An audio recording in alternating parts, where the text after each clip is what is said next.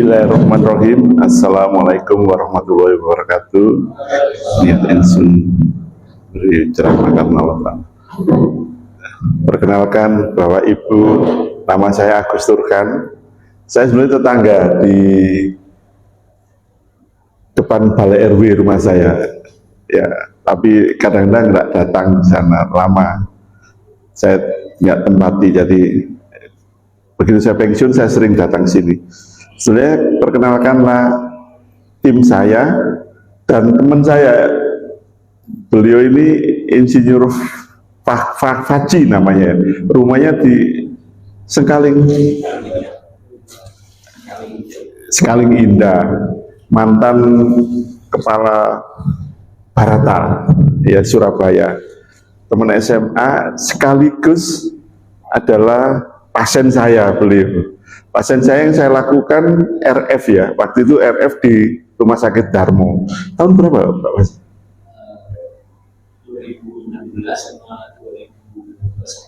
2016 sampai 2000. Sekarang alhamdulillah baik. Kemudian kedua, ini Dokter Gatot. Dokter Gatot ini dari Rumah Sakit Angkatan Laut. Beliau tentara Angkatan Laut ya. Kemudian Dokter Yasmin ya, Ibu Dokter Yasmin, rumahnya dekat sini aja. Di mana aja? Jalan apa itu rumahmu? Gak apal kan, kakek Noma, bapakmu. Aslinya di mana? Aslinya di Permata Jingga. Ya Permata Jingga ya, rumah yang besar-besar itu. Terus di sini ada rumah besar lagi, kosong juga. Selama ini beliau dinas di Rumah Sakit Supraun ya. Kemudian sebelahnya lagi Dokter Tara Langit Biru. Dokter Tara Langit Biru dari Medan. Seperti biasa, kenapa kok namanya Langit Biru? Orang Medan itu begitu lahir lihat luar Pak, oh yang dilihat Langit Biru gitu. Tanya nanti kalau nggak percaya. Tapi berdua ini kalau membaca Al-Kahfi, Masya Allah, saya bisa nangis kalau Tara sama ini, sama Yasmin ini. Nama lengkapnya nanti kita ada. Oke. Kemudian saya sehari-hari bekerja di Rumah Sakit Dr. Stomo. Memang pegawai negeri sudah pensiun 2 tahun yang lalu, tapi saya masih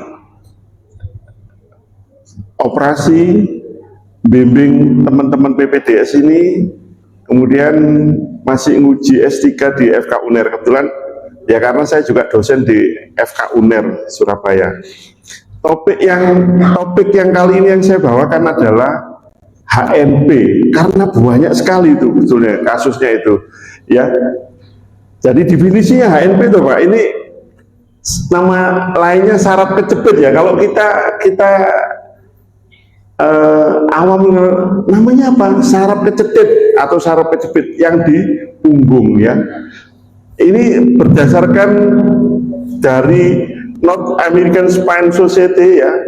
Itu mendefinisikan apa saraf kejepit itu adalah adanya herniasi dari diskus intervertebralis. Nanti kita secara anatomis nanti saya tunjukkan. Nah, kalau di sini ini lumbar. Jadi vertebra itu seluruh ini sistem vertebra. Tulang belakang itu dibagi cervical, thoracal, lumbal, sakral, dan coccygeus. Pembagiannya seperti gitu. Ini mungkin ibu-ibu sana belum. Jadi ya pembagiannya itu ini vertebra tulang belakang ya. Tulang belakang itu dibagi cervical, leher ya, 7 ruas, thoracal itu ini punggung atas ya, itu 12 ruas, lumbal 5 ruas, dan sakrum itu sini 5 ruas, sedangkan coccygeus yang kuning-kuning itu sarapnya, sarap itunya. Nanti ini bisa dipegang Bu, silakan dipegang, enggak apa-apa. Ini dipegang. Oh ya, ini bukan yang asli. Yang asli itu mau saya bawa tapi saya takut gitu loh. Boleh nggak masuk masjid gitu. Enggak tahu saya. Ada yang asli itu. Boleh masuk aja enggak? Tulang asli dari manusia itu, dari kadaver. Saya enggak takut itu, nanti ibu nggak bisa makan, nggak bisa minum, karena sudah disediakan soto Banjar, Bu. Iya. Jadi ini 5 ya, 5 ruas ini, namanya lumbal. Maaf ini nanti agak lama ya, nggak apa-apa ibu ya, ini sabar Bu ya. Kemudian menyebab ini diskusnya itu ini, bantalannya kalau orang awam, bantalan antara ruas ini namanya diskus intervertebralis itu. Lah yang ini yang mencolot ke belakang, yang itu namanya herniasi, HNP saraf kejepit. Karena dia menjepit saraf, yang kuning itu sarafnya, nggak apa-apa diputer, nggak apa-apa Bu. Sambung ya, nggak apa-apa. Mungkin bapak-bapak perlu maaf ya, ini dipegang satu-satu enggak mau ya, seperti gini loh. Yang kuning itu saraf perifer yang terjepit oleh bundaran. Nah ini normalnya gini, ini ya. Ini nanti ini normal ya. Ini jumlahnya 5, ini normal. Kenapa saya anatomi ini penting? Karena lumbal itu ini tulang paling besar ya di antara sini, ini adalah lumbal di samping sakrum ya, karena ini tumpuan dari tubuh kita waktu kita berjalan, waktu kita aktivitas itu ya, makin ke bawah makin tempat tumpuan. Makanya paling sering terkena HNP itu daerah L5, istilah L itu lumbal ya, singkatan, dan S1 itu singkatan dari sakrum, seperti itu. Lumbal 5 sakrum ya. Terus yang menjepit itu ininya ya ini. Nah ini contohnya, ini patologinya ini menjepit. Ini diskusnya, terus ini keluar gini. Kenapa kok keluar ya? Kenapa kok keluar gitu? Boleh difoto, tapi nanti saya kasih slide ini boleh di copy. Ya di copy, bukan diminum, nanti diedarkan gitu ya. Saya tidak sediakan flash disk nanti ya. Nanti mungkin panitia bisa nyediakan flash disk nanti. Jadi ini yang mencontoh gini Bu. Lah ini grade-nya macam-macam. Nanti ada di MRI ada grade-nya. Lah ini nyepitnya di saraf. Ini yang menyebabkan sakit sekali, saraf kejepit itu sakit sekali. Sakit, nyumori. Sudah ada contoh teman saya yang saya lakukan tindakan ini nyepit. Lah ini saraf perifer nyepit, sakit karena saraf itu fungsinya 3. Kalau otak 4, kalau saraf perifer 3. Motorik, sensorik, autonom. Sensorik itu nyeri, otonom itu untuk untuk BAB, BAK, seksual aktivitas. Ini maaf ya, nanti di masjid ngomong seksual aktivitas kan saya nggak porno ya, mohon maaf. Yang menyaksikan adalah takmir masjid. Saksi saya nggak porno ya, tapi ini kesehatan. Jadi fungsi saraf perifer tangan, saraf perifer itu motorik untuk jalan, kekuatan otot, sensorik. Jadi lumpuhnya itu jalan Pak, dari sini ke sini. Nanti ada nih ya, ada simptomnya seperti apa, dari sini ya, ke belakang, ke bawah ini sampai terjadi kelumpuhan. Itu motorik atau sensorik. Kemudian autonom, pipis, BAK, BAB, berak, dan seksual aktif. Kalau ini kena, itu operasinya itu harus sito namanya ya. Jadi nanti saya sebutkan kapan dioperasi sito. Kalau terkena ini Pak, autonom ini, atau terjadi kelumpuhan, tiba-tiba lumpuh, harus operasi situ Pak, nggak bisa ya. Saya bisa bayangkan kalau fungsi seksual aktivitinya terutama laki-laki ya, seperti tidak berfungsi ya, istukopat sembarang gitu ya. Nah ini jadi kalau digambarkan, ini gambar dari atas gitu ya, maka ini yang keluarlah ini anulus fibrosusnya ini ya, ini keluar ke dalam menyempit saraf. Atau kalau gambar dari samping ini material daripada diskus, namanya diskus intervertebralis menekan saraf ini. bisa menekan melon, bisa menekan saraf perifer. Ini tulang vertebranya ini gambarannya ini dipotong dari slide, tolong dokter Gatot. Ya ini, simptomnya apa? Simptom itu gejalanya apa? Sakit punggung bawah, sakit punggung bawah. Nanti saya tolong epidemiologi dulu ya. Punggung bawah ini simptom utama, nyeri punggung bawah. Punggung bawah itu seperti di sini, seret gitu ya. Terus leg pain, nyerinya di kaki, menjalar ke kaki ya. Ini kadang-kadang numbness itu tidak terasa karena saraf perifer itu fungsi sensori itu bisa nyeri, bisa untuk tidak terasa sekali. Kalau parah malah tidak terasa.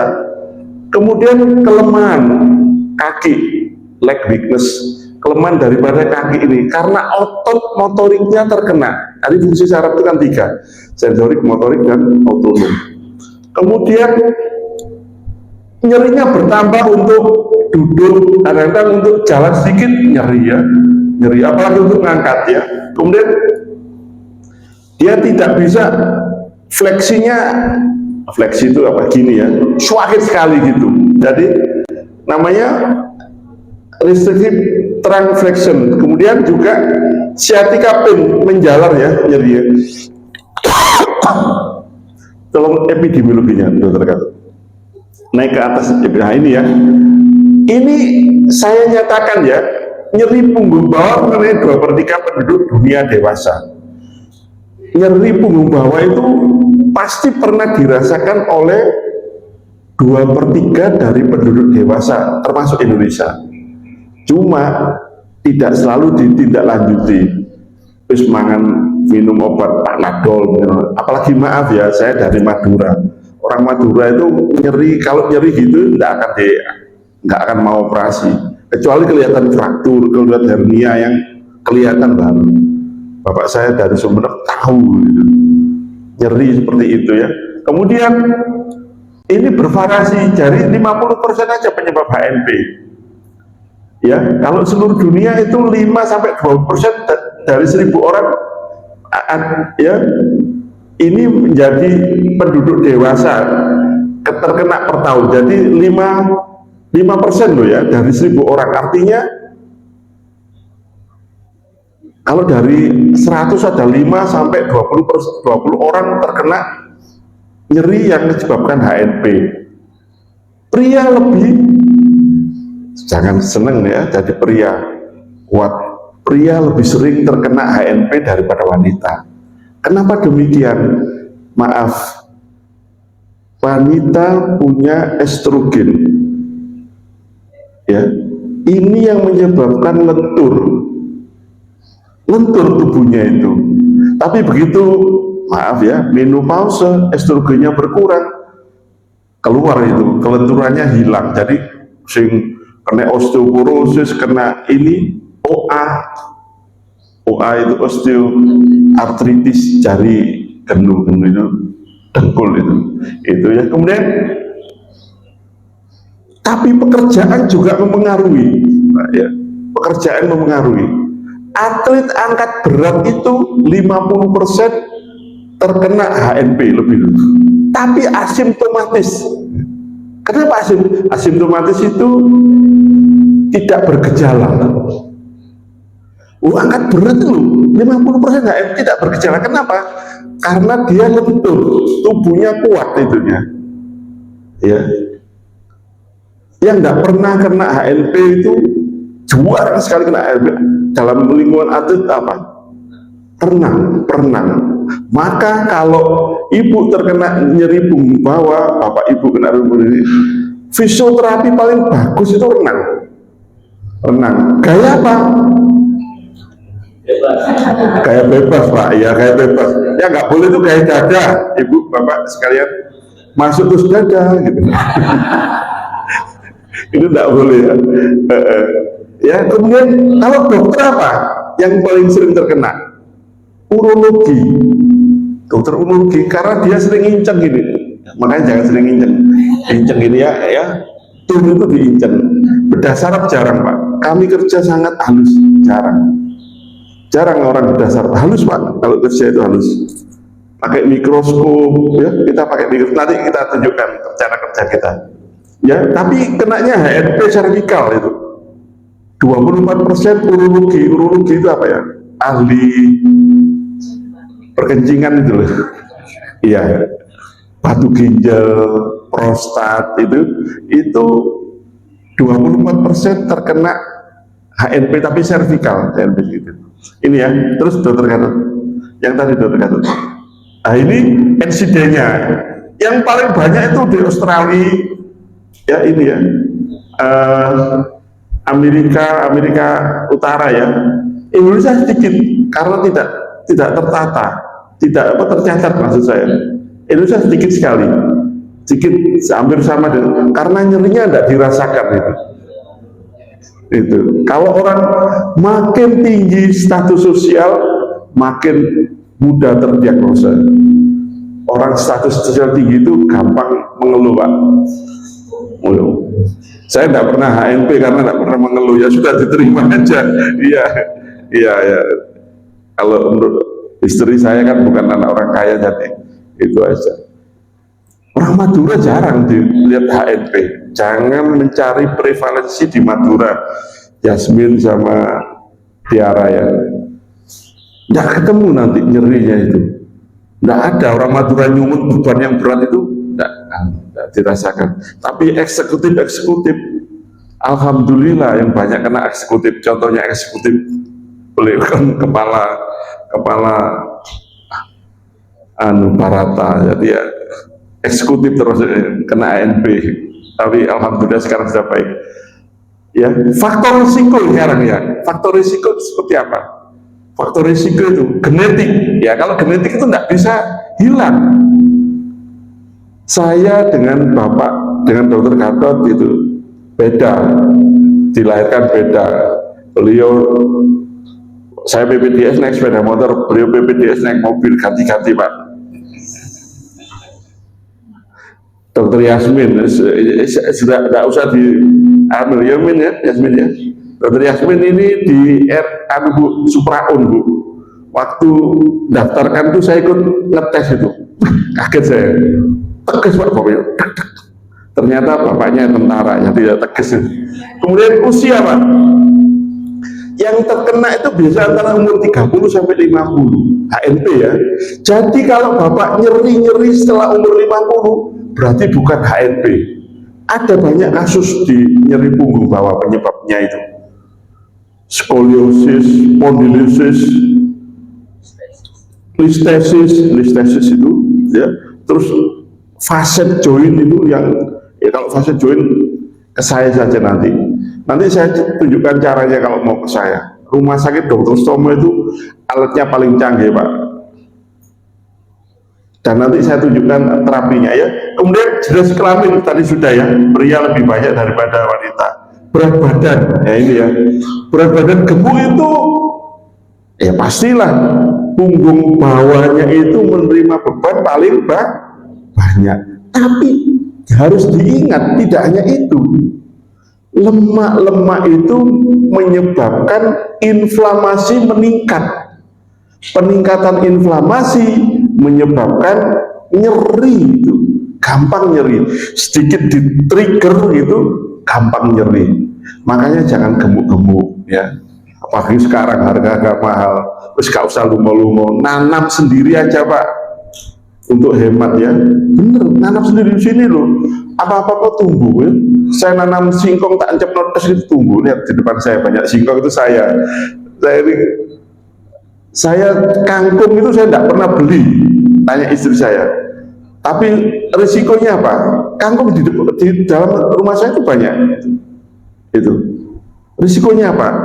Jadi kalau saya kesini, saya tidak ngomel. Jangan asem.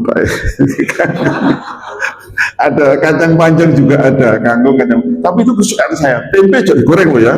Saya bilang gitu. Tempenya itu digodok, dipenyet sama lombok gitu. Insya Allah kita baik. Itu kok miring gini? Kena angin ya. Kasihan nanti ibu di sana ngeliat.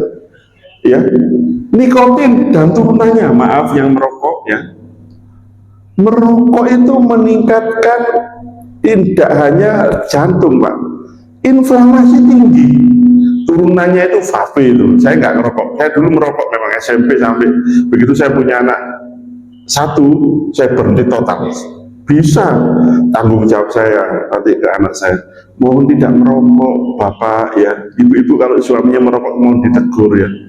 Ya, rokok mahal Pak, walaupun ada keluar apel apa-apa harus tidak usah. Kemudian angkat berat di punggung ya, salah angkat berat itu. Mestinya angkat tuh gini, dari bawah gini, gini.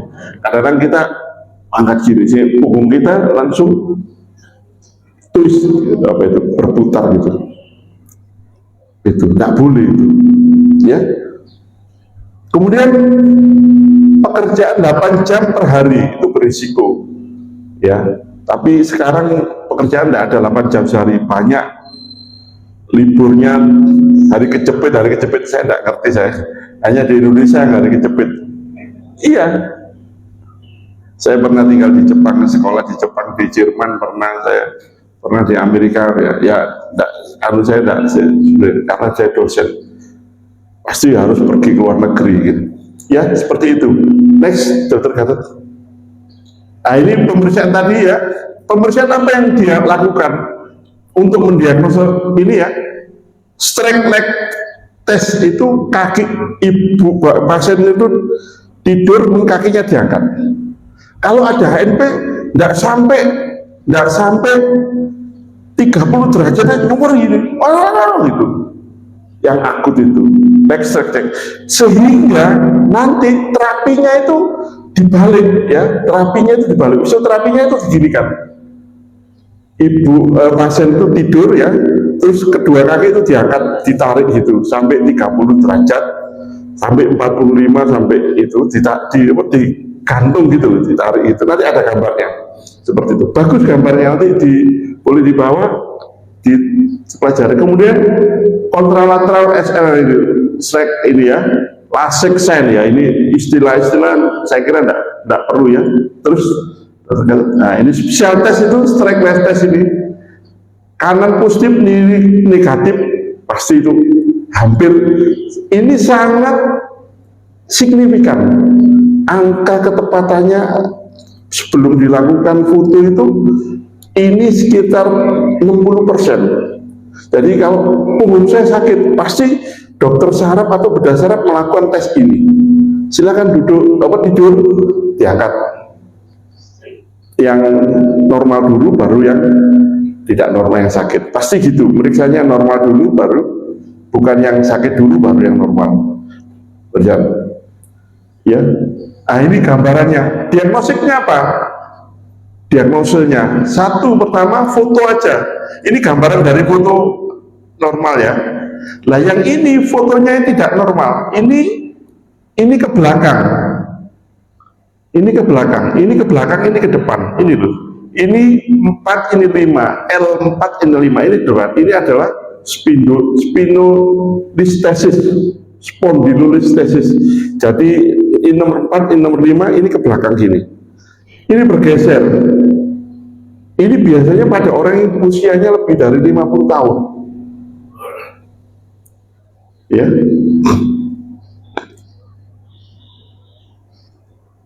Next slide.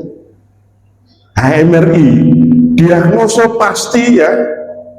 Selain tadi leg stress itu juga MRI. MRI itu sekarang bukan barang yang canggih gitu. Enggak, sekarang hampir rumah sakit punya MRI. Rumah sakit Kota Malang sudah punya. CT scan sudah. Oh, deso itu. Rumah sakit itu deso. Beliau pegawai di rumah sakit deso kalau nggak punya gitu. Terus mau ada bedah saraf, nggak mungkin. Yasmin di Supraun ada ya? CT scan sudah? Masuk Amerika no? Ya habis nanti dipaksa gitu. Iya. Ini MRI, gambaran ini ya, MRI ya. MRI potongannya itu gini, potongan dari ini kelihatan ya, ini normal, ini yang putih itu medulanya, medula spinalisnya ya, dan liquornya, yang ini tulang belakangnya, yang ini bantalannya tadi, ini normal, enggak ada. Tapi ini, lihat ini, kelihatan Pak ya, nanti Bapak dulu yang saya tunjukkan. Ini tuh ruas tulang belakang lumbal ke 4 ya, ini ke 5. Ini bantalannya ke belakang. Lihat ini. Ini potongan sagital namanya. Potongan-potongan dulu ya, potongan sagital terus ke belakang gini seret gitu. Ini sakit ini. Next slide. Lah ini sama, ini nggak kelihatan. Ini sama, ini seperti gini. Tapi ini yang ke belakang ini gambaran dipotong gini, tubuh dipotong jadi 2 atas belakang. Nggak kelihatan ya. Nanti iya. Pakai Bu ya, flash disk ya. Nanti minta ke ya. Sudah bawa flash disk belum? Oh ya, nanti lewat panitia ya. Minta panitia, harganya murah flash disk. Tahu gitu saya belikan flash disk ya. Iya, nanti ya. Next slide. Ya ini sama, ini sampai terputus gitu. Terputus gini. Nah ini gambarnya kelihatan. Ini terputus gitu, ini sama itu. Ya, ini setelah dioperasi jadi balik keluar. Ini terputus, diambil anunya aja yang ini terputus gitu Pak. Ya ini. Ini Bapak, ini terputus gini. Ini kan tulang sarafnya terputus sampai masuk ke dalam gini. Terus next slide ada gradasinya itu slide. Nah ini sama ya. Ini sampai terputus gitu. Ini terputus ini. Ya, nanti gambarannya lebih bagus dekat. Nah ini gradasinya. Gradasi letak HNP di sini, tapi gradasi grade 1 grade dibagi 3, grade 1, grade 2, grade 3. Kalau dia hanya sekian ini grade 1, kalau sekian grade 2, grade 3. Terus ini lokasi, bukan berdasarkan lokasinya ya. Paling banyak itu di A ini, A, B, C dibagi A, kalau grade-nya ini seperti ini. Ini berdasarkan Michigan State University, Michigan. Mereka buat klasifikasi gini. Next slide. Nah ini. Terus manajemennya apa? Terapinya apa HNP itu? Konservatif, obat-obatan, dan rehabilitasi medik. Operatif, dekompresi, stabilisasi, itu dipasang apa? Plat itu sama pen ya, istilahnya pen, sama diganti diskusnya itu cakes. Cakes itu bukan roti ya, cakes ya, apa tulisan apa? CAG ya, CAG, cakes itu bukan cake roti ya. Nah, kalau saya salah. Operatif bisa dekompresi, bisa stabilisasi atau kombinasi. Kemudian yang paling sering dikerjakan itu manajemen dari intervensi sekarang. Ini ada yang menilai gitu, ada yang penelitian hasil konservatif dibandingkan operatif saja. Kalau murni HNP ya, itu tidak ada bedanya. Setelah dipelajari 10 tahun gitu, tidak ada bedanya. Tapi konservatif itu harus minum obat, harus dilakukan rehab terus menerus, itu yang kadang orang tidak sanggup, penderita tidak sanggup, maka harus aku operasional, nyerah dia.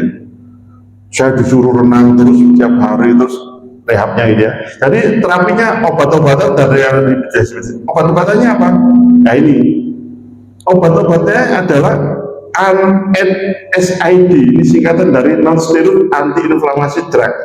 Obat-obat non-steroid yang bersifat anti-inflamasi dan juga mempunyai analgesik ya. Contohnya paracetamol, Panadol itu boleh diminum. Apalagi kan Panadol merah itu kan paracetamol plus kafein. Ya pakai panadol kok hijau terus ngombe kopi lebih bagus itu.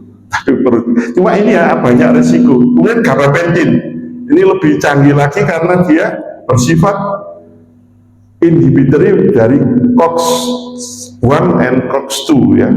COX-2 enzimnya yang menyebabkan sakit itu diinhibisi, diblokade gitu. Tapi lebih mahal gabapentin. Panadol itu 10 biji mungkin cuma berapa ya? 10.000 lah yang paling mahal. Kalau gabapentin itu satu bisa 17.000. Monggo ya tingkatan. Kemudian muscle relaksan untuk pelemas otot. Obatnya apa? Ini semua. Ya. Kalau ini semua. Tapi ini kadang-kadang menyebabkan kalau diminum kadang-kadang pasiennya itu lemes terus gitu. Aku kok lemes ya lagi. Oh ternyata habis minum obat pelemas otot. Jadi tidak dianjurkan tiap hari. Kemudian opioid itu kodein, boleh diminum, boleh. Ada dijual di rumah, di apotek ada di sini ada, tapi harus resep dokter. Kodein 10 mili sama 20 mili. Tapi efek sampingnya banyak, karena dia bersifat juga muscle relaksan. Maka kadang-kadang BAB-nya terganggu, tidak bisa BAB, itu ya ini. Kemudian dikasih morfin ya, morfin. Ini saya kira ada kelompok-kelompok morfin ya. Ini kodein, morfin termasuk opioid. Terus rehab, fungsi daripada rehabilitasi medis apa fisioterapi? Memperbaiki postur tubuh. Jadi tidak boleh lagi gini, bungkuk gitu. Makin karena nyeri itu gini, bungkuk itu. Biasanya kalau HNP nggak diterapi, dia menyebabkan kelainan yang lain juga gitu. Seperti itu. Kemudian memperbaiki otot hamstring itu kuat ya. Renang itu menguatkan ini otot-otot hamstring. Ya. Kemudian perkuat otot punggung ya, punggung. Kemudian relaksasi persendian antar vertebra tadi sehingga ininya jadi rileks, jadi modot gitu. Apa orang Jawa modot. Karena modot yang nyepit itu jadi kurang. Memang bisa dilakukan yang instan apa? Ditraksi.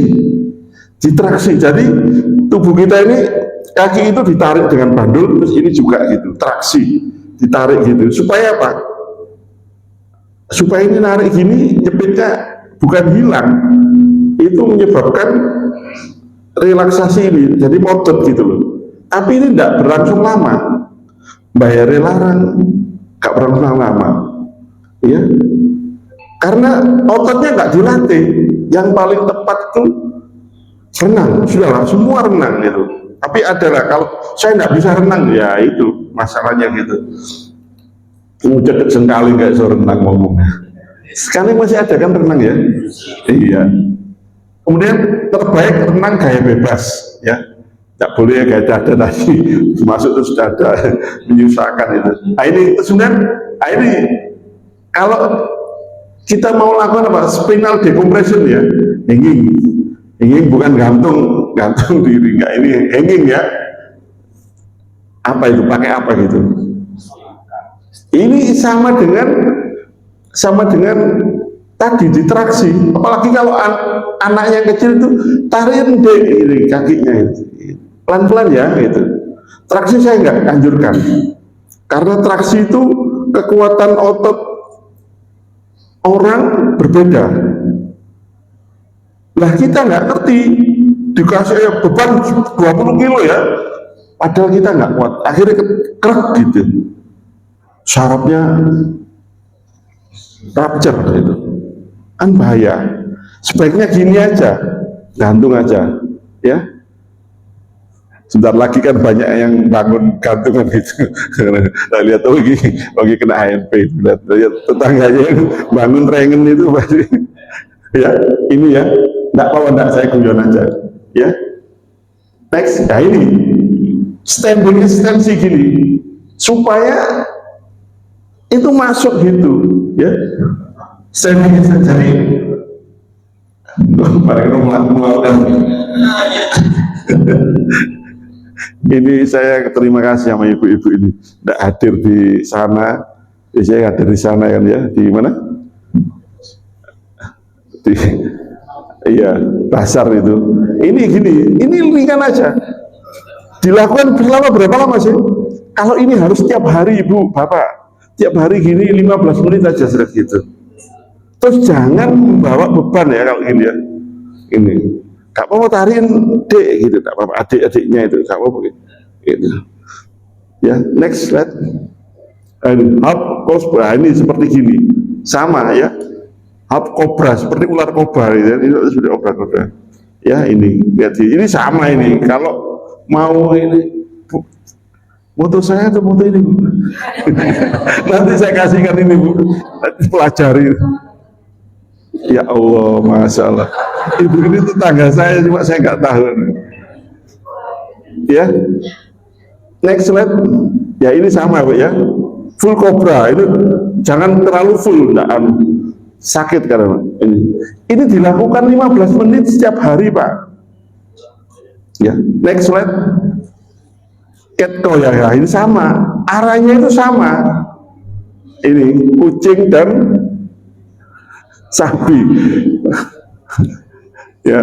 Jadi saya bilang mau gitu ini.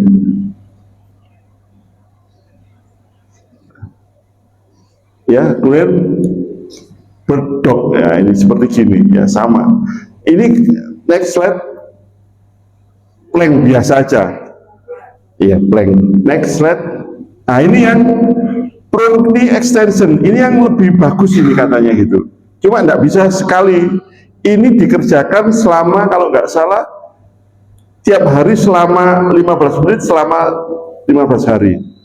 Jadi ini kedua kaki diganjel ya, ditarik gitu supaya dia seperti tadi gitu, seperti tadi supaya deket gitu ya, gini. Ini hasilnya lebih bagus. Ya, next slide. Nah ya, kemudian indikasi tindakan operasi. Kapan dilakukan operasi dokter itu? Kalau fase-fase tadi obat-obatan sama sudah direhab tidak berhasil. Refraktor, artinya refraktor itu bandel. Kapan disebut bandel? Kalau sudah minum obat selama 3 bulan, nyeri masih ada, terus gangguan fungsi yang lain itu, gangguan jalan masih ada, sudah direhab, nah sebaiknya operasi. Karena kalau nggak dioperasi mengaruhi struktur daripada tulang belakang itu tadi. Ya. Kemudian adanya kelumpuhan otot, ya. Karena dapat kelumpuhan otot, jalannya kok gini, pincang gitu, sebaiknya operasi. Ya. Kemudian terjadi cauda equina syndrome. Cauda equina syndrome itu tadi itu nyeri di punggung sampai maaf ya, di pantat itu, terus terjadi gangguan BAK, BAB atau sexual function, fungsi seksualnya.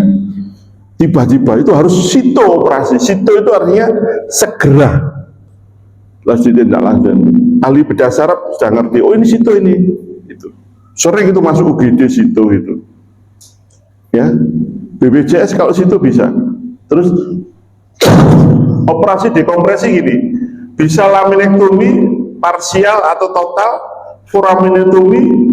Jenis operasinya bisa terbuka, bisa endoskopi. Endoskopi itu diinceng tok gini, tapi saya enggak, dari penelitian selama 15 tahun operasi open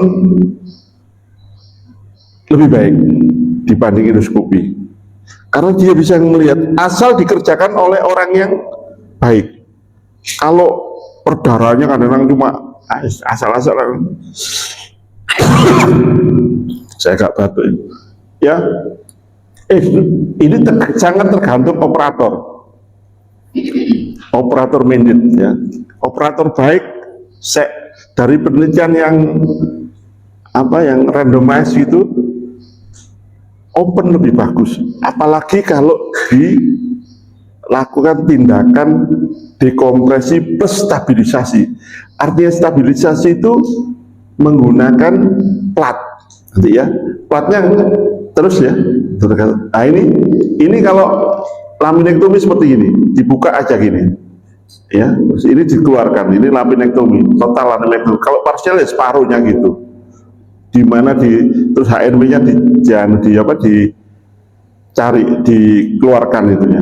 Terus, nah ini kalau dilakukan stabilisasi posterior plus dipasang kick, gambarnya kick itu ini, kalau di foto itu gini seperti ini.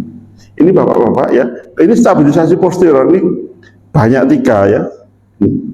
Ini caranya gini, ini anunya masuknya, ini ibu-ibu seperti gini. Pasti orang takut, dok saya ini tinggal di Sengkaling itu dingin, apa nanti dingin? Enggak dingin ya sini, itu kan besi, bukan besi bu, itu enggak ada pengaruh. Dulu kan takut orang-orang pasang plat itu, karena materialnya bukan material biasa itu. Nanti saya kedinginan tinggal di Sengkaling. Ya jangan hujan-hujan pak, kalau gitu kan petir kan kena sambar nanti ya. Nah, ya seperti gini. Tapi ini biasa dilakukan pada orang yang sudah sepuh, makanya di atas 60, di atas 50 gitu, yang HNP-nya kronis sekali. Kalau yang masih biasa enggak. Next slide. Nah, ini komplikasinya apa? Dari operasi banyak ya, bisa sarafnya kena, robekan dura mater, infeksi, pembuluh darah kena, itu ya operasi. Maka digunakan sekarang itu pakai minimal invasif tapi manajemen nyeri. Next. Nah, ini manajemen intervensi dengan steroid ya, plus radiofrekuensi stem cell. Steroid itu dimasukkan ke epidural. Maaf saya sudah bawa contohnya teman saya ini, saya terima kasih Pak Faji yang mau hadir. Beliau saya lakukan tindakan karena HNP, tidak operasi di mana, di Rumah Sakit Darmo ya, pakai masih alat yang lama, mbak mahal, tidak tahu saya. Kalau saya tidak narik, teman kan tidak boleh ditarik. Kalau tetangga boleh ditarik katanya. Nah, ini beliau sahabat saya ini, sahabat mulai SMA ke tingkat kelas 1 sampai kelas 3. Saya lakukan dan tidak bisa sekali memang. Ini ya saya bahas ya dulu. Injeksi steroid ya, indikasi apa? HNP lumbar dengan klinis ringan atau sedang. Tapi dengan obat-obatan sudah tidak makan, refraktor, bandel ya. Prosedurnya di guidance itu dituntun dengan bisa CT scan, fluoroskopi atau USG. Saya memang nggak ahlinya USG, maka saya fluoroskopi. Lebih tepat katanya, menurut saya gitu lebih tepat. Jadi guidance-nya waktu beliau saya kerjakan fluoroskopi. CT scan bisa mahal, tapi mahal dan tidak tepat. Cuma efek steroidnya itu hanya anti-inflamasi dan anti pembentukan keloid. Kadang-kadang HNP juga karena luka bisa membentuk keloid gitu. Ini diberikan steroid. Ya maaf ya, ada orang yang keloid itu diinjeksi steroid ya, macam-macam itu. Flamicort diinjeksikan, sakit itu. Ya, kemudian efek samping steroid ya ini yang saya tidak sarankan. Steroid itu bisa meningkatkan kadar gula darah. Satu, kedua bisa meningkatkan kadar asam lambung. Yang ketiga, dalam jangka waktu lama steroid menyebabkan osteoporosis. Itu. Ini yang nggak saya sarankan. Nah ini caranya ini saya sarankan. Ini saya injeksikan ini setelah masuk steroid dimasukkan. Ini gambaran ini kan dimasukkan seperti ini, dura mater ini tuh apa, midula spinas masukkan sini. Tergantung lokasi nyerinya berapa. Ini nanti dokter harus meriksa dulu. Ini sudah bisa dikerjakan di Muhammadiyah, mungkin bisa ketemu dokter Yoyo, ahli bedah saraf, saya kenal ya. Ini injeksi steroid aja. Next. Lah ini kalau radiofrekuensi, ya, radiofrekuensi kita punya alat di sini. Tidak tahu rumah sakit Kota Madia punya gadang. Ya, radiofrekuensi aneh. Soalnya itu bisa dikerjakan oleh anestesi bedah saraf, yang sering bedah saraf. Ya, nah ini di beberapa dimasukkan ke sini terus diatur sini. Dokter Gatot ini ahlinya, nggak tahu dia itu. Tak tanya, kamu kok tipis sih? Saya dulu nembak tepat, dok. Nembak apa? Nembak bajing, bukan bajing. Dia dinas di mana? Kalimantan, banyak bajing ditembak, ter gitu. Nah, pelurunya entek itu ditembak buat bajing, sampai tuntut Pak nih, Pak. Guyon. Ya ini ya, ini. Nanti saya juga sama lihat, saya bisa memasukkan 4 jarum. Lihat, ya. Nah, kalau ablasi itu hanya memotong saraf sensorik. Saraf sensorik dipotong. Karena saraf sensorik maaf. Karena nyeri itu disalurkan oleh saraf sensorik, bukan motorik. Makanya saraf sensorik boleh dipotong. Dengan cara apa? Dengan radiofrekuensi itu mengeluarkan panas. Kita setel ya, panas 80 derajat. Kok tahu saraf sensoris? Ya ngerti. Nanti kita bandingkan. Kalau sensoris itu lokasinya di sini satu. Kedua, pasiennya mengeluh nyeri sekali. Kalau waktu dirangsang stimulasi itu nyeri. Itu sensorik. Kedua, tidak berdenyut. Kemudian dirangsang motoriknya tidak berdenyut, baru sensorik. Boleh dipotong dengan panas yang dikeluarkan oleh radiofrekuensi sebesar 80 derajat. Bisa potong. Kok tahu kalau ini nyeri-nyeri? Ya makanya waktu dilakukan tindakan itu pasiennya dalam keadaan sadar. Itu dibius total, saya nggak bisa disuntik. Dibius total nggak bisa, karena saya harus membedakan ini saraf motorik atau saraf sensorik. Itu ya. Ini next slide.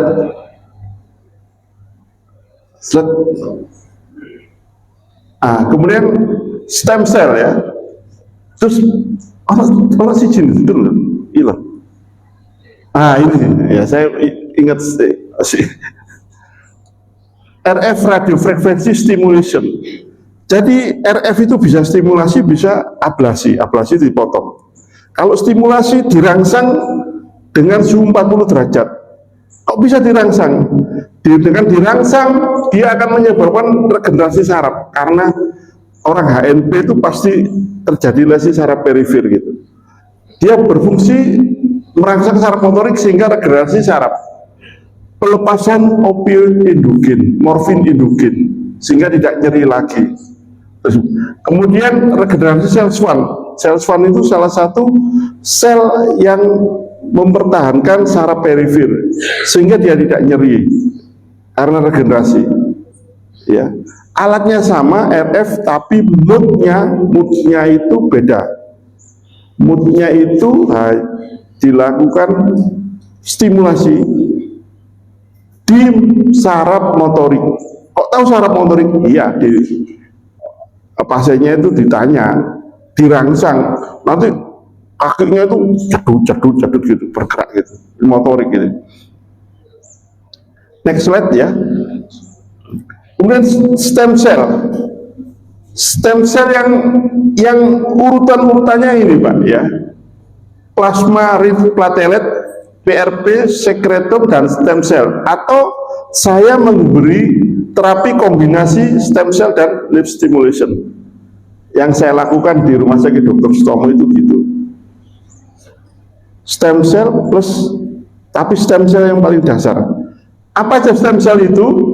PRP ya, PRP singkatan dari plasma rich platelet, secretum dan stem cell. Kita bahas satu-satu ya. PRP itu singkatan dari plasma rich, plasma yang kaya platelet. Platelet itu apa ya? Platelet itu sama dengan trombosit. Kita punya trombosit? Iya punya. Kalau nggak punya trombosit perdarahan.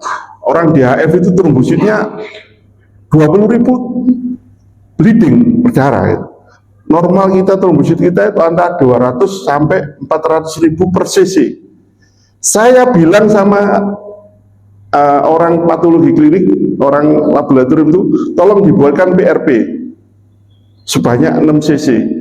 Artinya dalam 1 cc itu darah dimampatkan sehingga plateletnya itu, trombositnya itu mengandung sampai 1 juta sel. 1 cc darah mengandung 1 juta sel trombosit atau platelet. Fungsinya apa trombosit itu? Dia merangsang regenerasi saraf, menghambat inflamasi, karena tadi inflamasi itu menimbulkan nyeri. Ini ya PRP itu.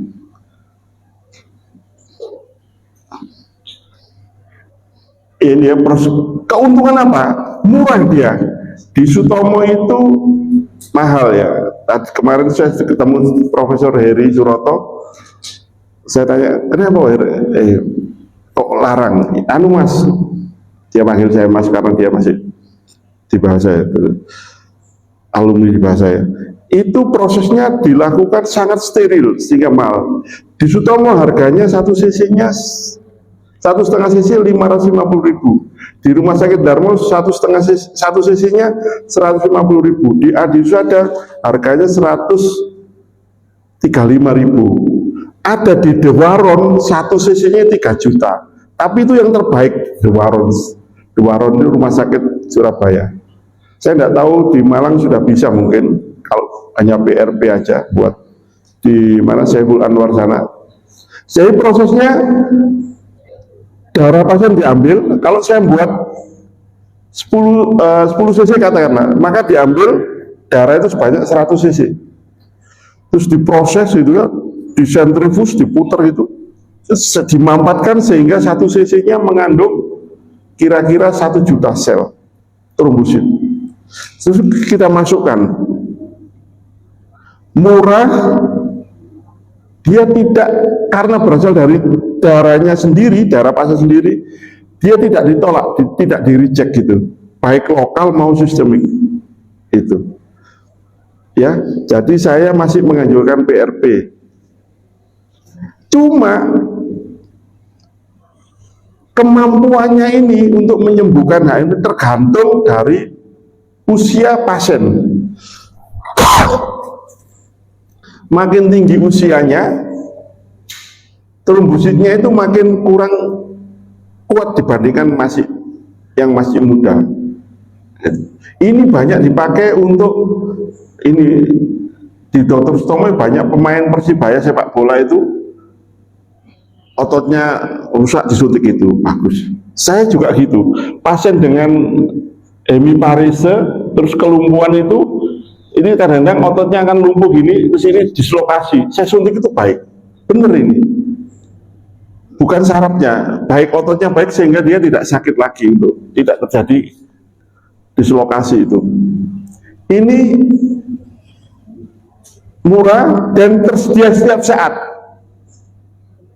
Masalahnya agak ribet ya, masalahnya agak ribet. Kemudian PRP itu tergantung daripada usia penderita.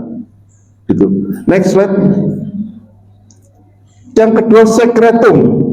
Sekretum itu berasal dari darah plasenta. Ari-ari itu loh Pak, Ibu ya. Plasenta itu ari-ari. Jadi perusahaan yang bisa itu ada Prodia di sini. Prodia, Prostem namanya. Prostem itu mencari donor gitu dari stem cell, dari dari plasenta, kemudian diolah jadi sekretum. Saya akui sekretum lebih poten daripada PRP ya, lebih poten. Sekretum lebih poten daripada PRP. Oh ya, selain Corbiak, Kalbe Farma juga sudah punya.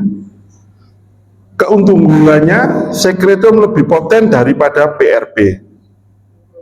Kerugiannya satu, sekretum karena berasal dari darah plasenta orang lain, bukan darah pasien, dia bisa ditolak, di-reject. Di-reject itu bisa lokal, bisa sistemik. Kalau lokal apa? Ya gak waras, malah bengkak. Kalau sistemik, maaf ya, wajahnya bengkak-bengkak gitu, koyok yang di TV-TV itu, siapa itu? Ya itulah siapa itu yang digugat ijazah. Ijazah saya asli Pak. Saya asli UNER, mulai S1 UNER, S2 UNER, S3 saya UNER. Itu kalau sistemik jadi bengkak-bengkak gitu, saya tidak anjurkan. Ketiga mahal, 1 cc-nya 3 juta lebih, mahal ini. Yang punya Dewaron itu 1 cc 500 cuma, 6 cc 3 juta yang punya Dewaron ini. Yang ketiga, tidak tersedia setiap saat. Saya pesan sekretum, ya nunggu Bu, nunggu Bapak. Kalau ada donor plasenta, darah dari plasenta. Memang poten saya akui, kalau itu poten. Dan yang paling poten adalah stem cell, paling baik ini stem cell. Diambil dari tubuh kita sendiri, autolog ya, autolog itu dari tubuh kita sendiri, dari lemak kita, dioperasi gitu, diambil gitu, diproses. Setahu saya, yang paling bagus itu punyanya Prof. Heru yang ada di Semarang. Mas Heru, saya kenal Mas Heru. Ya, cuma operasi ini saja berapa juta. Bapak Ibu, saya mau stem cell ya, monggo silakan. Jumlah stem cell yang digunakan tergantung berat badan Bapak. Oh saya 50 kilo kok, oke. 1 kilogram berat badan dibutuhkan 1 juta sel. Harganya murah Pak. 1 sel itu 1,5 sampai 2 rupiah di Prof. Heru, tergantung dari sumbernya. Tapi kalau berat badan 50 kilo dibutuhkan 50 juta sel. Kalau 1 sel harganya 1 sampai 2 rupiah, butuh berapa itu? 100 juta. Itu belum proses pengambilan, belum penyuntikan, ya, belum tentu berhasil juga ya, belum tentu. Tapi memang paling poten. Cuma ya hati-hati yang saya mau stem cell. Stem cell itu merangsang pertumbuhan segalanya, termasuk kanker. Jadi Bapak sebelum dilakukan penyuntikan stem cell, sebaiknya diperiksa dulu kecenderungan. Kalau bapak-bapak itu kecenderungan kanker usus, prostat, paru-paru. Nah itu. Kalau ibu-ibu, tiroid, serviks, payudara, mama itu harus. Kalau ada itu enggak bisa. Jadi memang bagus kalau orang yang baik ini tidak berisiko, cuma mahal, tapi ya mungkin bisa lah kita bisa. Ya itu aja. Next, ini yang saya kerjakan, ini saya 3, saya masukkan 3 ini. Sama ini masuk PRP, sama saya rangsang ini, saya stimulasi ini. Ini saya, ini alat di Sutomo. Apa namanya ini ya? Biplane. Di Indonesia hanya 3 Pak yang punya Pak. Sutomo, kalau nggak salah Sutomo mana deh? Rumah sakit mana? Belum punya. Cipta belum. PON Jakarta, Mayapada, iya, harganya mungkin 50 M itu, Kalau pemerintah beli, kalau kita beli tidak sampai, biasa kan. Ini canggih sekali Pak. Kita bisa lihat. Ini 3 saya masukkan. Ini saya ya, wajah saya. Next, lah ini. Sutomo itu punya 2 alat, Bu. Satu yang sana, ini satu di sini. Ini 4 malam. Lihat, 1, 2, 3, 4. Ini saya. Ini Raisul. Ya. Nanti kelihatan pasien BPJS ini. Asal sudah sampai saya kerjakan. Yang sulit itu sampai ke Sutomonya. Kalau mau injeksi monggo, yang HNP asal sudah sampai ke Sutomo, ke bedah saraf, insya Allah saya kerjakan, saya dibantu oleh teman-teman saya ini. Dokter Gatot Titis. Nah, ini saya. Next slide. Nah ini hasilnya. Ini kabelnya itu, ini persis di sarafnya, terus dikontras ini. Ini foto apa pasca injeksi kontras kombinasi PRP dan nerve stimulation. Saya bisa ngerjakan. Kalau di Sutomo di bedah saraf, maaf saya pindah sini ya. Insya Allah saya kerjakan sendiri. Ke bedah saraf, insya Allah saya. Bedah saraf di Sutomo, mohon maaf ya. Kami adalah pelopor terapi operasi loh ya. Parkinson. Kata yang nggak bisa dioperasi, operasi. Pertama kali di Indonesia itu di Sutomo, Dr. Ahmad Fahmi, orang asli Malang ya. Komen di Bendet yang dekat Bentul itu, Bentul mana Pak? Bentul yang lama sana? Bukan yang lama itu, dekat Sukun itu, Janti ya. Iya itu. Boleh ikut kerja di sana. Ini ya, insya Allah. Dr. Ahmad Fahmi masih muda.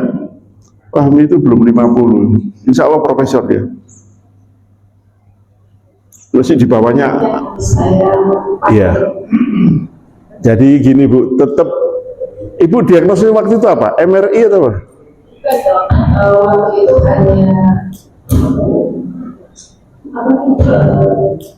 USG. Nggak ketok. USG nggak kelihatan.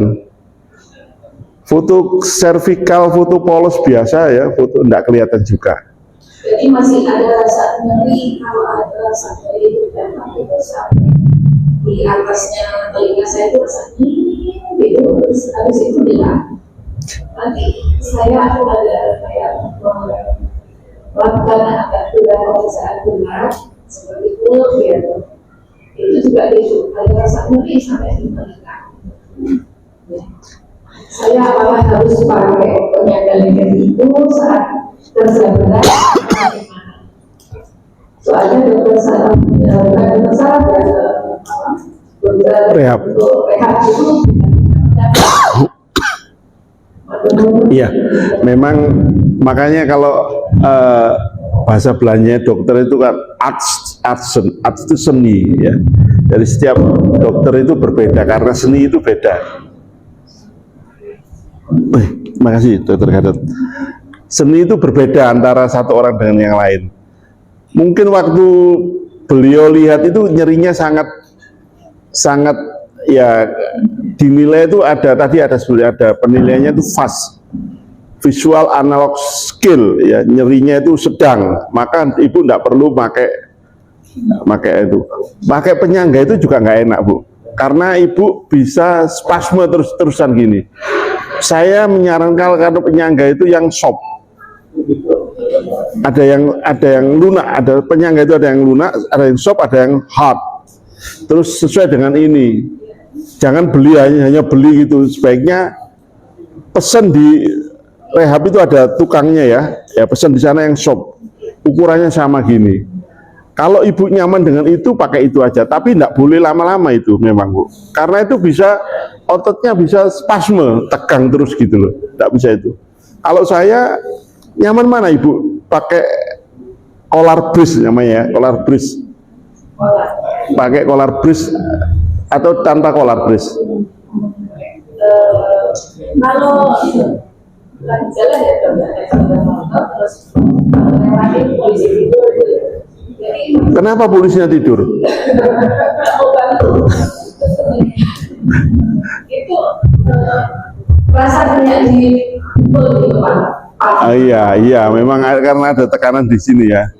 Kalau saya itu diagnostiknya ditingkatkan, Bu. Jangan hanya USG. USG kan larang juga, mahal. Sebaiknya MRI servikal. Minta MRI servikal tanpa kontras itu. Bisa ngomong ke dokternya. Dok, saya sudah, namanya saya dicatat aja lah. Saya ke dokter Agus Turkan bedah saraf di Surabaya, saya disuruh MRI servikal gitu. Kalau pakai maaf pakai BPJS, ya itu bilang aja saya ini disuruh MRI servikal karena sakit. Bu, dibohongi sedikit enggak apa-apa, Bu. Saya ini sakit gini sama sakit gini loh, sampai saya enggak bisa ngulek gitu aja. Iya. Dulu saya ini Vertigo. tapi sekarang karena memang saya rajin untuk terapi, saya merasa ada enak. Iya. Iya. Saya kira gitu, diagnosisnya ditegakkan. Kalau nanti ada MRI, monggo datang rumah, nanti kita diskusi ya. Ada kemarin ada tetangga datang ke rumah juga. Saya ini makin bermanfaat, diri saya ini makin baik bagi saya. Menurut saya gitu. Iya. Iya. Saya kira gitu, Bu ya. Terus kalau mau fisioterapi sebaiknya renang, terus kalau mau memakai collar brace, ibu itu enak mana gitu loh. Dan collar brace itu jangan dipakai waktu tidur. Sampai tidur pun harus dilepas. Ya. Ada orang, saya pakai collar brace pakai tidur, kasihan suaminya itu, Bu. Suaminya mau, loh, turunnya kan gini terus. Saya tidak bisa bayangkan, Bu. Mohon maaf. Ini kamu belum nikah, jadi jangan. Ini dokter saya dua ini belum nikah, Bu. Ada lagi, mohon maaf, Yasmin. Ibu ini atau ibu itu? Dulu mana? Mohon maaf, Pak. Melayani ibu dulu. Kan ibu itu harus, iya, ya kan, siapa yang kamu hormati, ibumu gitu ya. Bayangkan itu, karena menurut saya karena sel telur itu miliknya ibu besar.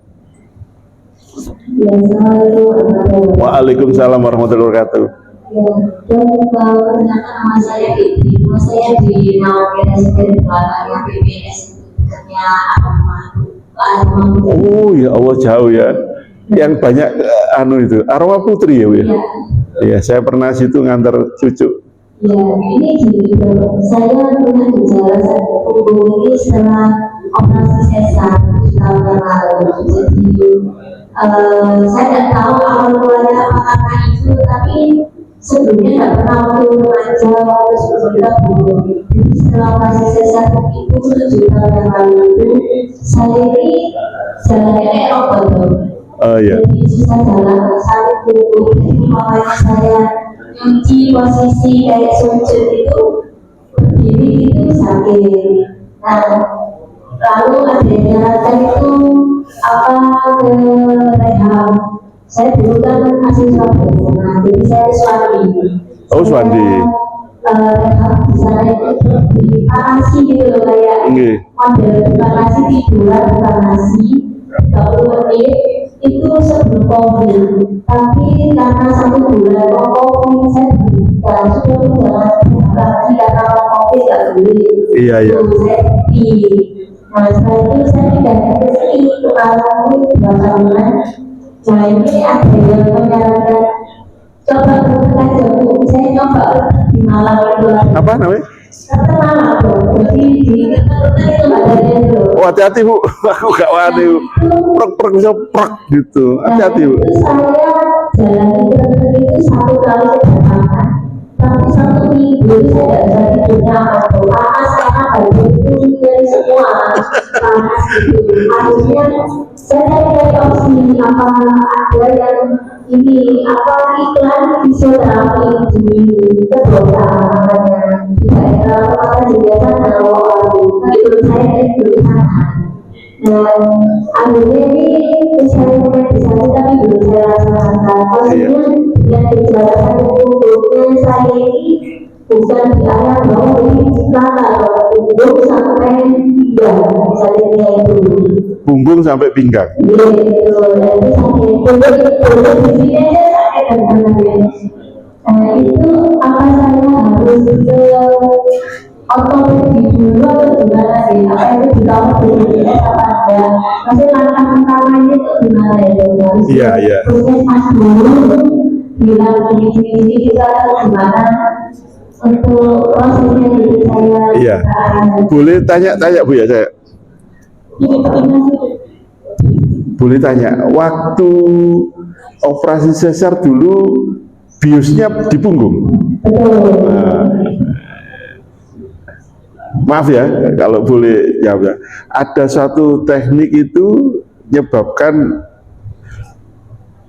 setelah jadi bisa dua Bu, itu ibu hamil itu karena gini kan ya, itu bisa menyebabkan ini HNP ya, ibu hamil itu karena kan nambah posisi nggak stabil, terus nambah beban ya.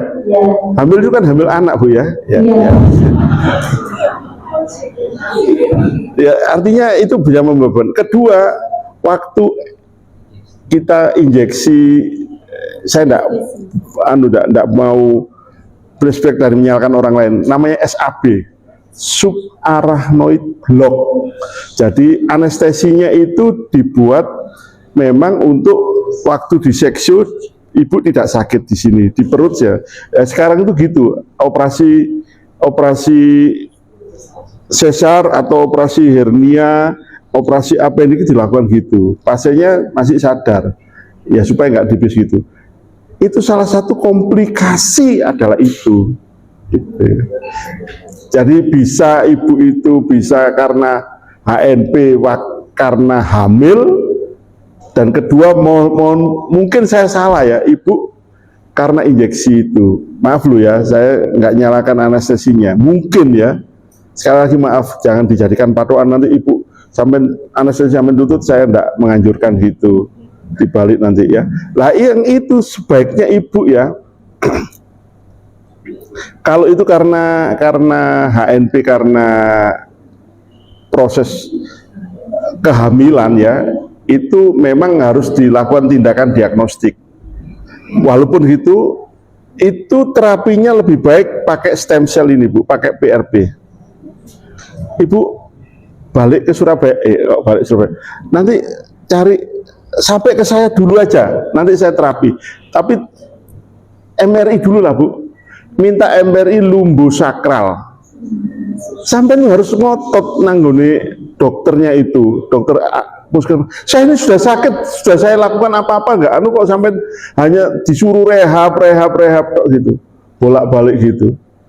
Itu kan BPJS ya. Itu melakukan ini MRI di cover Bu, di cover ya.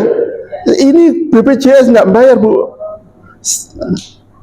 stem cell aja nggak bayar, yang bayar.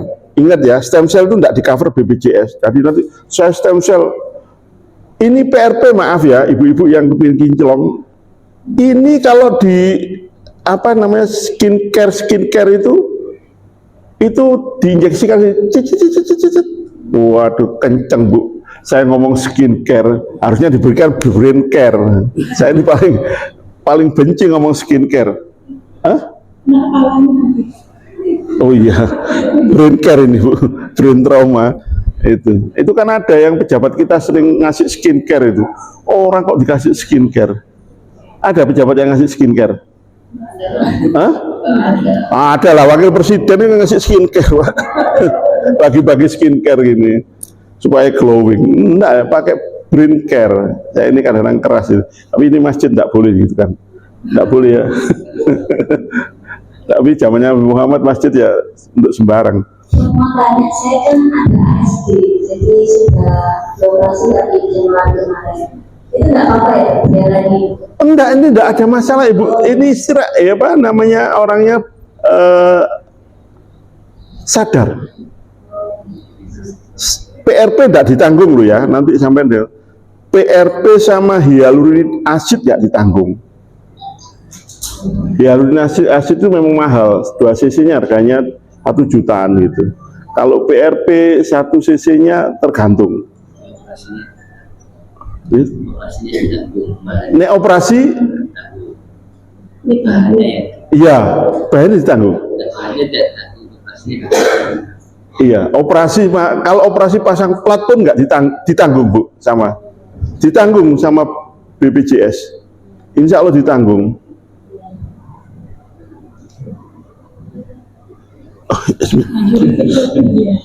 Murid-murid saya itu sangat baik sama saya, sangat perhatian.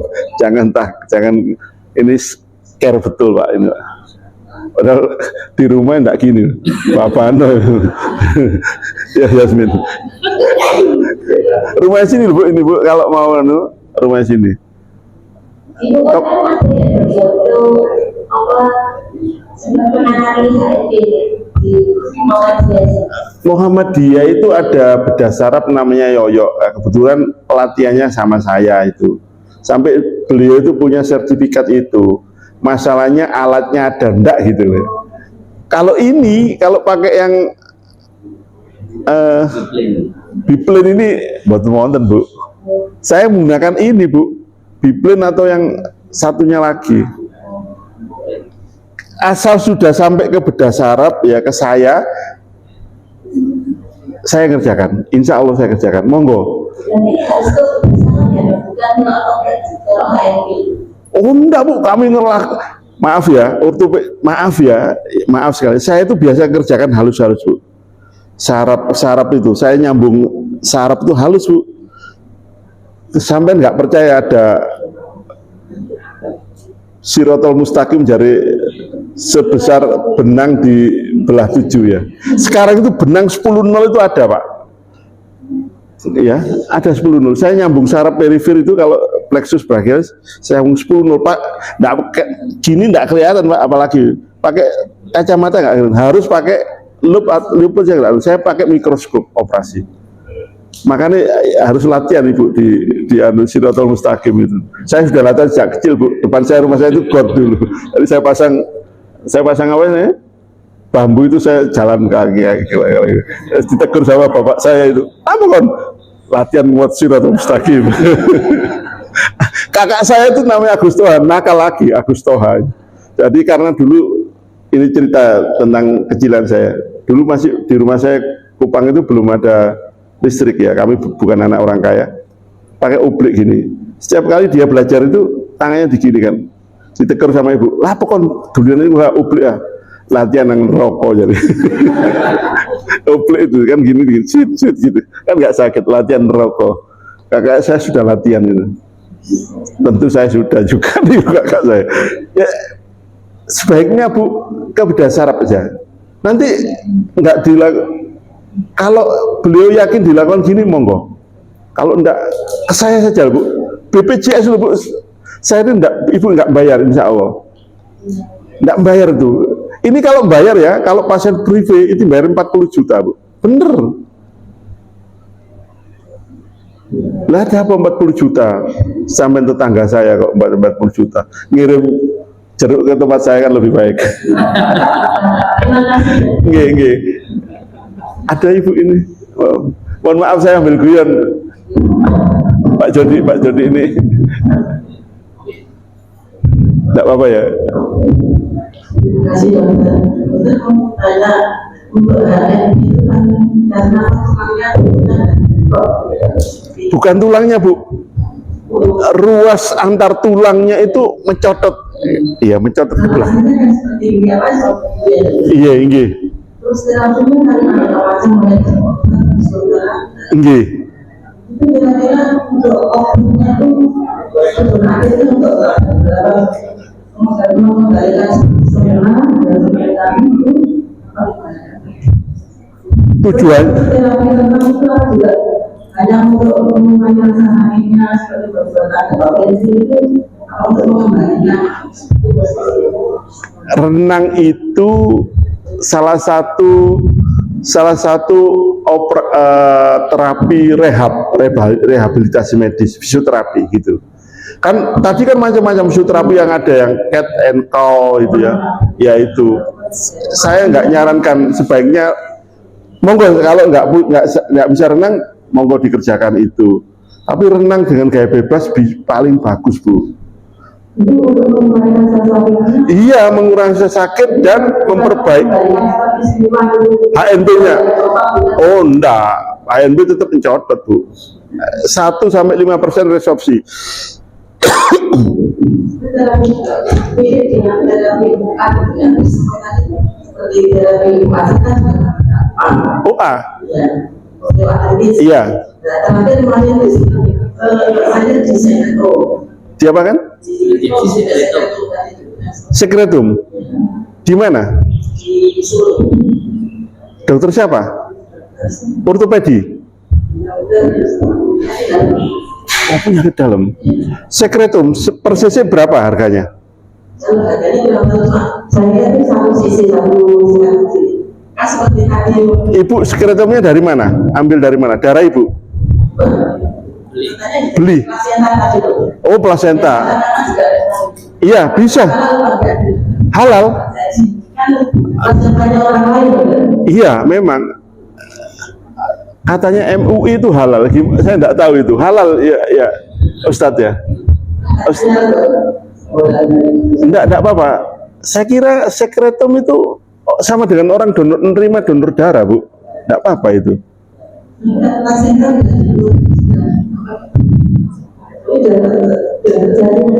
Enggak apa-apa, Bu. Insya Allah enggak apa-apa ya. Enggak apa-apa ya. Pak Jody enggak apa-apa ya itu. Sudah ada fatwa MUI kok itu. Menurut saya itu ya, itu halal itu. Prosesnya gimana sebetulnya? Hasilnya belum signifikan sih. Kalau saya, Bu ya, OA ya, saya juga nyuntik OA. Saya suntik dengan hyaluronic acid. Grade berapa Ibu disuntik? Ada grade-nya. Grade 3 itu digabung, Bu.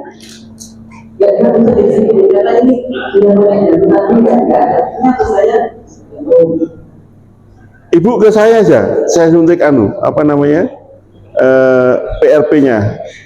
Cuma 1 cc itu kurang. Kalau kalau itu regeneratif, itu regeneratif. Jadi kalau OA itu yang rusak itu adalah sel kondrosit. Jadi sel kondrosit pirsa nggih, ya, yang untuk tulang rawan itu, dia memperbaiki itu. Iya. Saya itu kalau nyuntik OA itu tiap 2 bulan sekali saya ganti. Pakai USG. Diguidin pakai apa? Waktu Lola, iya, itu guidance-nya itu waktu penyuntikan itu pakai USG atau biarkan. Saya khawatirkan itu ya disuntik biasa dipegang gini. Kalau yang ahli memang bisa. Saya langsung gini bisa, saya tahu ini masuk ke, maaf ya, ini yang lain OA itu persendiannya itu masuk situ disuntikan dengan PRP atau sekretum itu biasanya berhasil, tapi memang nggak bisa sekali. Jaraknya, terus dosisnya itu menurut saya kurang gitu loh. Saya itu tahun 2015 belajar di New Delhi untuk PIN HNP, padahal saya sebelumnya sudah belajar itu 2 kali saya di India itu mereka menggunakan superdose. Superdose itu 1 lutut ya, itu 6 cc sampai 8 cc. PRP, memang PRP bukan sekretum. Itu. Saya khawatirkan ibu diinjeksi dengan sekretum karena dia plasenta, bisa terjadi reject. Ngerti reject? Ditolak lokal atau sistemik. Kalau lokal ya nggak sembuh. Kalau sistemik, maaf ibu, gatal-gatal, bengkak gitu. Iya, mungkin lokal saja nggak sembuh. Itu karena dia itu bukan berasal dari darahnya ibu gitu. Ini belum duhur ya, tapi sudah duha loh. Ya.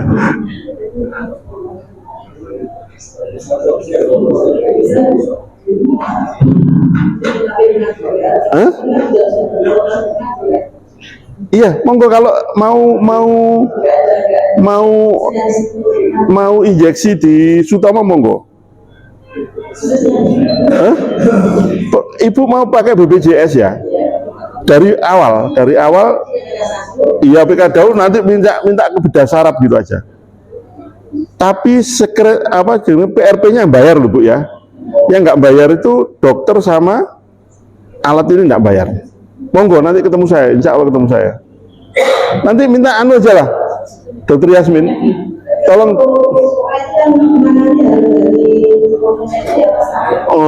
Enggak Bu, nyeri Bu, saya nangani sudah. Saya itu pemakai, maaf ya, saya pemakai PRP di Surabaya terbanyak. Nanti cek di Darmo, di Adusada sama di Sutomo.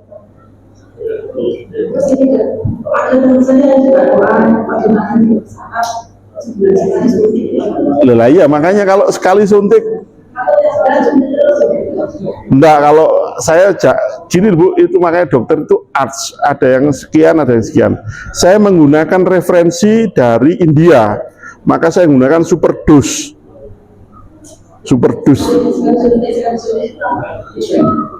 Enggak tahu saya. Iya, monggo, mungkin hyaluronic acid. Kalau saya gitu, saya kombinasi hyaluronic acid, nanti fotonya ada. Foto ini ada? Ada sekarang?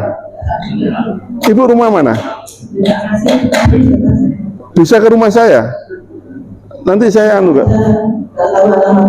Oh, saya depan saya tuh. Tapi nanti saya keluar kira-kira bakdo maghrib nggih. Nggih, saya keluar. Iya. Hah? Bapak-bapak, ini ibu-ibu belum selesai. Sekali lagi, mohon maaf, saya nanti sebentar lagi kita Bu ya. Iya ya. Nanti ke rumah aja Bu, sama Mbak foto ya. Hah? Kalau PRP enggak Bu. Kalau ini regenerasi Bu, regenerasi, memperbaiki. Monggo Pak. Assalamualaikum warahmatullahi wabarakatuh. Kalau izin bertanya, saya dulu cerita dulu ya, dulu pernah jatuh di undang-undangan naik kapal, naik kursi plastik itu, kita ini mau mengambil layarnya, terus kepleset jatuh, karena bahwa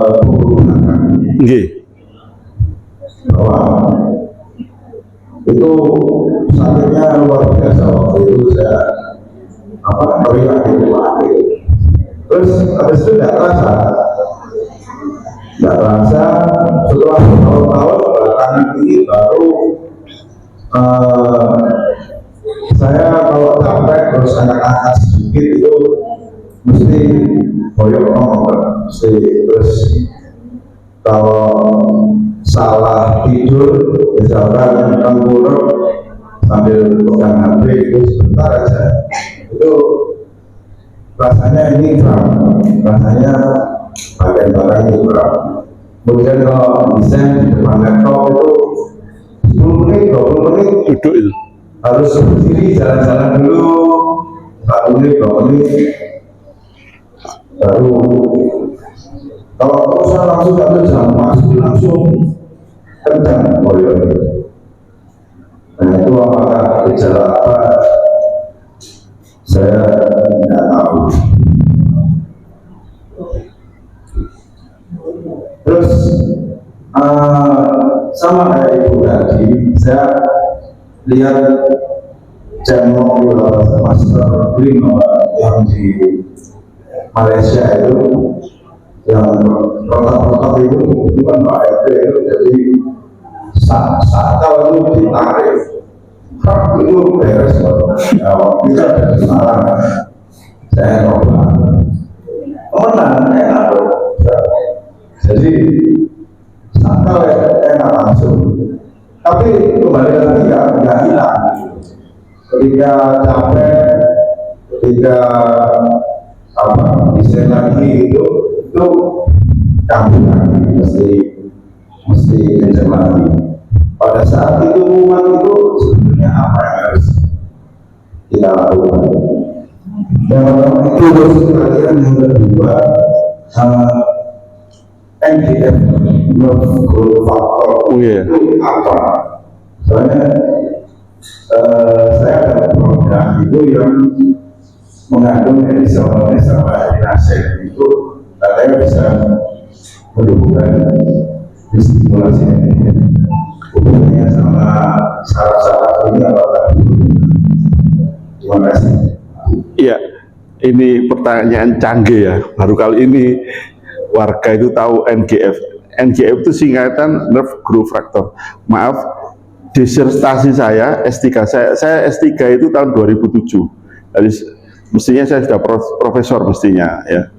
Tapi saya ngaku sendiri saya profesor, Pertukaran Pemuda Ansor. Jadi sekarang pemuda Muhammadiyah aja. Maaf. NGF itu adalah faktor pertumbuhan saraf yang dikeluarkan oleh saraf atau sel saraf ya maksud saya, dan sel pendukung sel saraf terutama sel Schwann itu gunanya untuk pertumbuhan saraf ya, sehingga mempercepat pertumbuhan. Jadi kan orang mengalami HNP itu pasti sarafnya mengalami lesi, terluka ya itu. Nah, ini yang disembuhkan gitu. Terus memperkuat pertumbuhan saraf.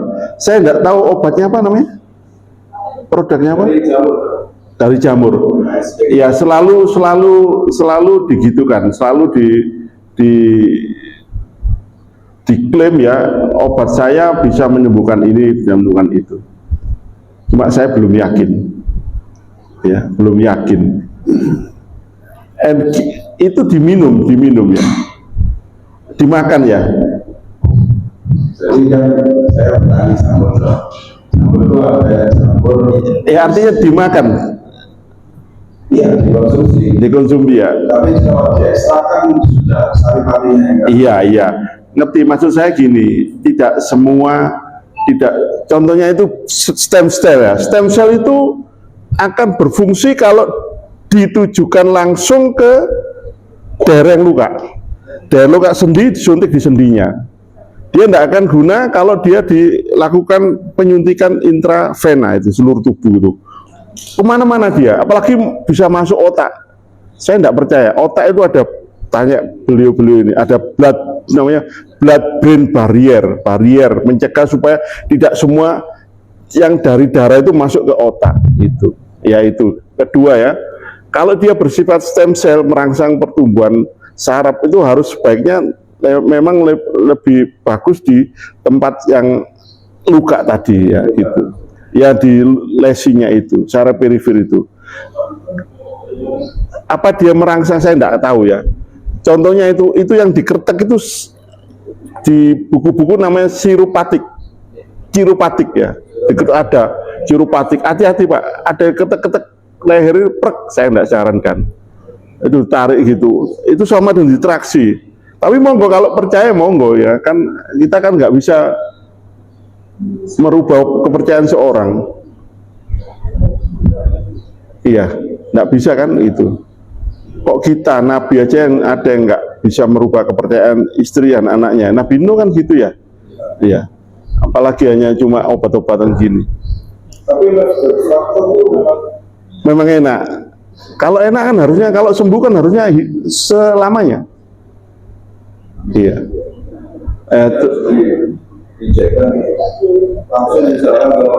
Iya, kalau menurut saya gitu. Terus kedua, Bapak yang saya kira sebaiknya didiagnosa dulu. Saya itu enggak mudah ngasih obat, kamu hanya minum itu simptomatik aja sementara, tapi enggak menghilangkan penyebab. Pasien saya datang ke tempat saya tuh, lu kok nggak kasih obat ya? Iya saya enggak penyebabnya belum tahu kok, konsep obat apa. Saya kira gitu ya. Ada lagi?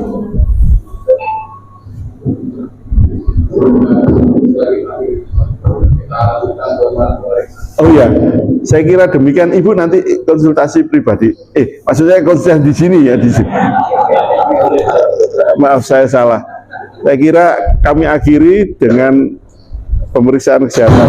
Nanti Tara atau Jasmine, ibu ini kasih pengantar untuk ke rumah sakit. Mohon, ya nanti kita omongin ini. Saya kira demikian.